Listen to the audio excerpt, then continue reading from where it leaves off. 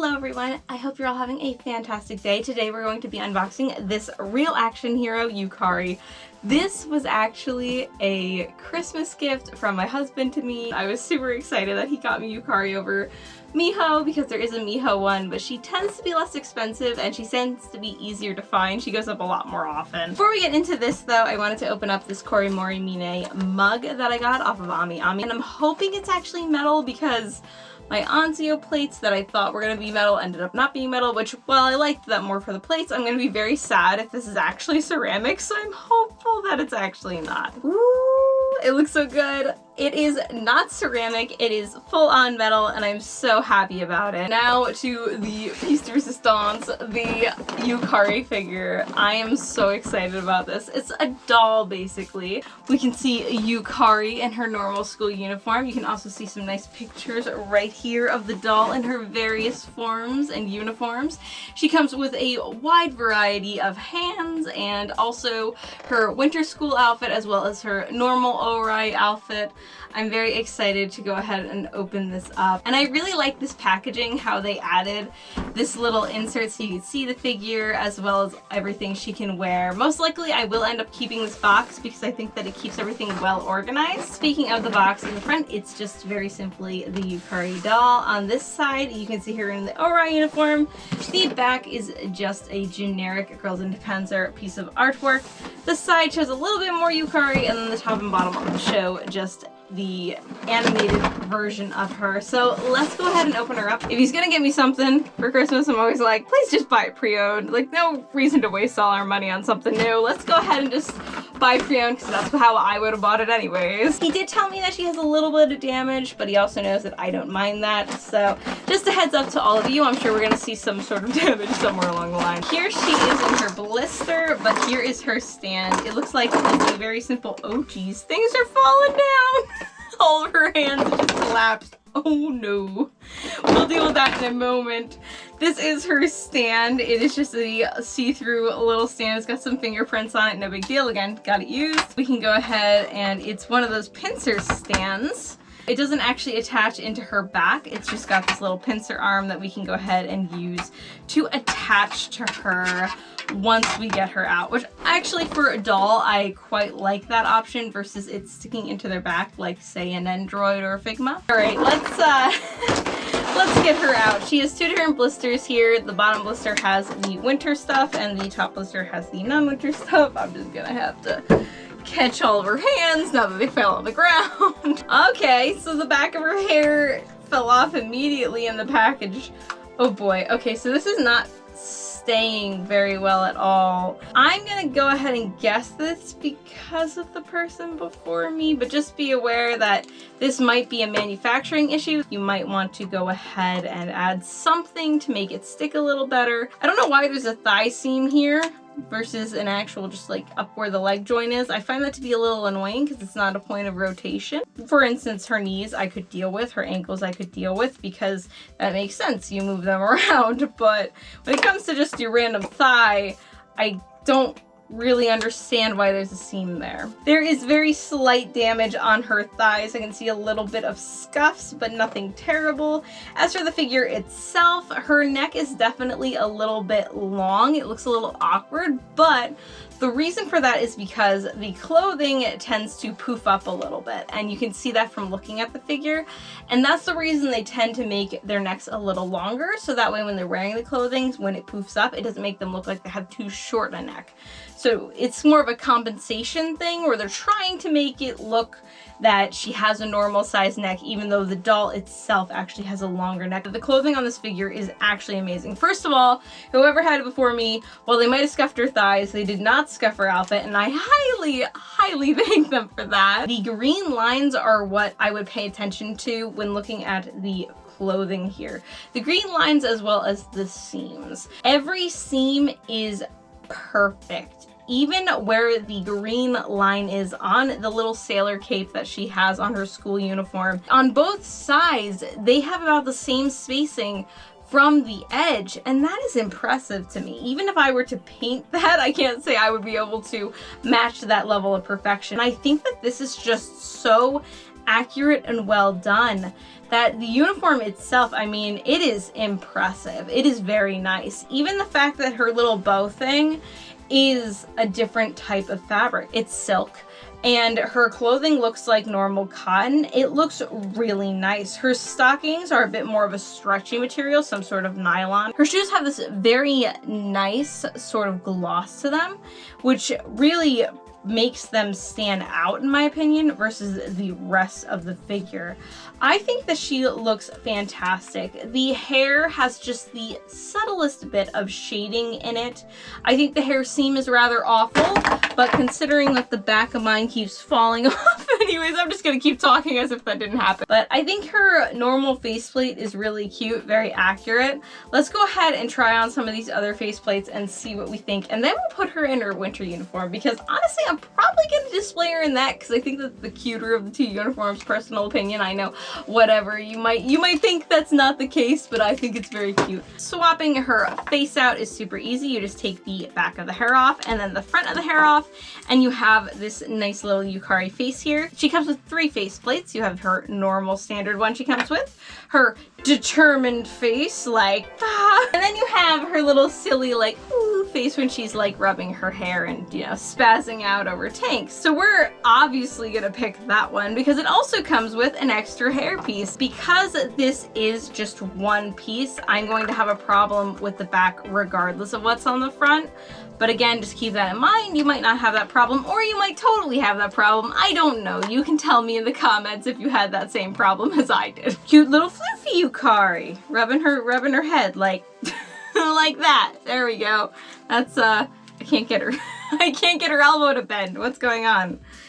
Oh no. There you all go. That's accurate, right? The little that is another option that they included for you, the super floofy hair and the cute little face that she's got to go with it, as well as some cake. If you would like a little tank cake, they also included that. This cake doesn't look as good as Sayori's cake. If you've seen the Sayori unboxing that I did, her tank cake looks a lot better, but they both are still very cute, and it's cute that they included that as an option. As well as everything else I just showed you, she comes with 4 pairs of normal hands. Now this is very simple. Basically they have pairs of the same exact hands, just differentiating between left and right. So if you wanted to pose her in any certain way, you have those options. Other than that, she does come with this really cool backpack. I learned from trying to put it on her that these clips are not real, but at the same time, the little way that you weave the lanyard part of it through is real. So if you pull a little too hard, this is gonna happen. It's gonna come undone. She also comes with a little book. Now the book sadly doesn't have anything written in it. I kind of wish it had like a little sketch of a tank or something, you know, like a little bit like, oh, she was looking at a picture of a tank. I don't know where this really comes into play. I don't remember this from the anime. Personally, I feel like it should have had like a little drawing of a tank in it. A little doodle. It doesn't even have to be accurate. Just a little tank doodle. That would be fun. Right here immediately at the feet, I see some paint transfer, which I'm guessing is from what we're gonna find in the next set of blister. Her hands obviously come off. The shirt comes off pretty easily, as any doll would. It's just Velcro, nothing crazy. While the sewing is crazy, the application of how you actually attach it to the doll is not. Taking off the skirt, they do include some white panties with this doll, and actually she's squishy. This is something that is new to me. I don't actually have any dolls that have a squishy midsection. I quite like it because if you were to bend her in any sort of fashion, it's not this stiff body. It is more lenient, it is more posable, and I personally quite like that. I think it's an interesting touch, and again, I've never had that happen. What I do wonder about that, and this is just from me not being experienced, again, you can go ahead and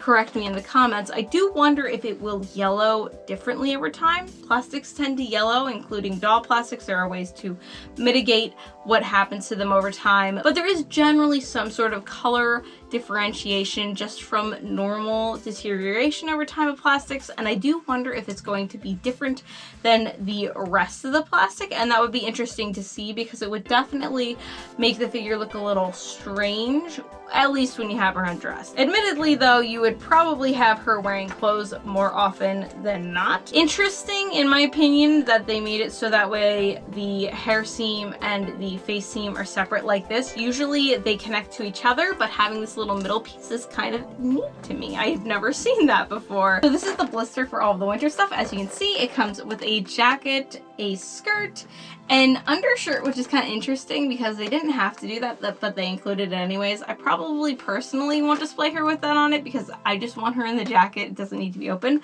But again, I find it kind of interesting that they include it. They also have the little foldable shovel, the tank shell, as well as some boots, and another array of hands. The pockets are real. I mean, they're the teeniest pockets ever, but they are real. You can lift them up and you could put things in them if you wanted to. Now, I don't know what you would find to put in them, but I'm sure someone will find something and be like, look what I put in there. One thing I definitely want to point out is how wonderfully made this jacket is as well. Even the anglerfish on the back is really well done.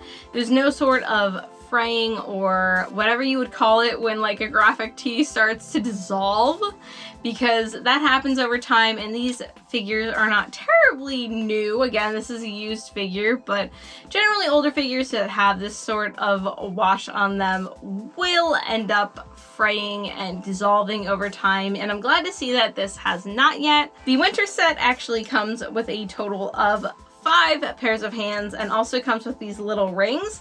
These little rings are for the bracelet area of the hand, the wrist, if you wanted to make it look like it had an actual glove on, you would just go like that. Now, if you are just keeping the jacket down, I will say that it doesn't seem you really need that so much because it's going to be covered anyways. It's not going to matter.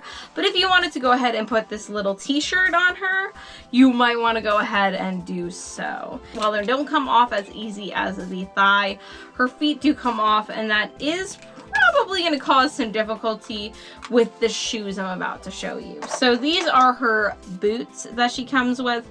Usually dolls have a little slit in the back of their shoe to make sure that it can easily go on and off. And while I have a feeling this won't be too difficult to get on, ta-da, not too difficult.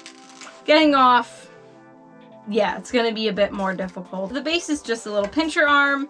Definitely something that's more standard for dolls than figures. For dolls, it definitely makes more sense, and I think it looks pretty good as well. It's very clean, very simple, and holds her very well at the midsection. Again, it's clear, something which I definitely, when looking at dolls in general, always appreciated. Yes, you'd think that doll makers would make the stands clear. I can tell you right now from collecting dolls for years, they do not understand that concept, or at least they didn't used to. I'm looking at you, Mattel. The other features that you have here are the shovel, which does not actually fold, sadly. She also comes with a tank shell you can have her hold or whatnot pose with. The tank shell is probably one of the most shaded pieces within this set, as well as the backpack.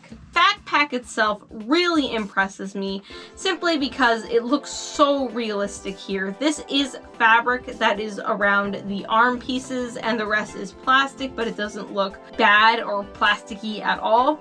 I personally would have preferred it be actual fabric, similar to how the Pioneer Serial Experiments Lane figure has her backpack actually usable. You can actually open it up.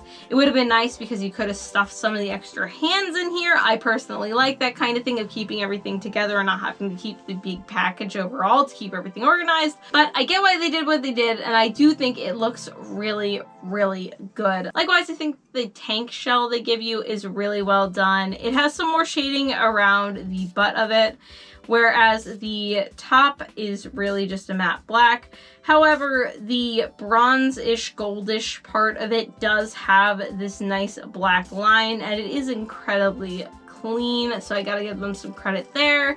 The shovel is a little bit lackluster, but in fairness, I don't think they go too crazy with these shovels legitimately anyways. All that I would add to it was really some shine on the handle part of it, maybe make that a gloss, but again, I'm not sure that's incredibly accurate to how these shovels actually are. I do appreciate that the shovel has teeth on the one side and is smooth on the other. The little cake does come with a teeny tiny fork. I think that the little cake looks cute, though it does have a lot to be desired. If this was the only figure that had a little teeny cake that looked like a tank in it, I probably wouldn't be even mentioning any sort of con with this. However, because we've seen it done better with the Sayori tank, the St. Valentine's Day adorable tank cake that she holds, while it's completely different in the look of it and everything, it really just goes to show how little was done with this one. While it has the little dots and a little bit of chocolate syrup, the reality of the situation is there is little to no shading on this. It's not a big deal at all, especially considering everything else you're getting, but again, this is a fair and honest review, and I feel like it's something you should probably know. Another point of shading would be her hair. There is the slightest amount of shading in Yukari's hair, and I think it looks really good. I think that the amount of faceplates they give are absolutely adequate and enough for you to get out of it what you want to. You have a couple of faceplates to fool around with, including the one that is just silliness overall that they added an entire hair sculpt to just for the fans, just to show that they truly cared. I do feel like this is worth $150 or less considering all that you get, especially knowing a bit about sewing. I actually, fun fact, got this outfit for free, ordered it the wrong size from some cheap ass factory in China, and when I tried to return it, told them, hey, it's too expensive for me to pay the shipping to send it back. They gave it to me for free, so I had to sew it to actually fit my body proportions. It did not fit at all. I know a little bit about sewing, and I have to say from a sewing perspective, this is actually incredibly impressive. I do plan on getting the Miho later on at some point when I have the budget for it. For now, I am super happy to have Yukari. She was the one out of the two that I really liked. Sadly, they did not make the rest of Anglerfish team. I kind of wish they made the whole group so I could collect the whole group. But they did make Yukari, they did make Miho, and I do, again, look forward to finishing what they have made. Anyways, that is it for this unboxing. I hope you all had a fantastic day, and if you liked this video, I assume you at least maybe somewhat like me. If you did, please like and subscribe. If you want to see more, I do post a Girls into Panzer figure review at least once a month. However, I am a figure collector who collects whatever she wants, so expect to see other things outside of Girls into Panzer as well. Anyways, I hope you are all having a fantastic day, and I will see you all next time. Bye!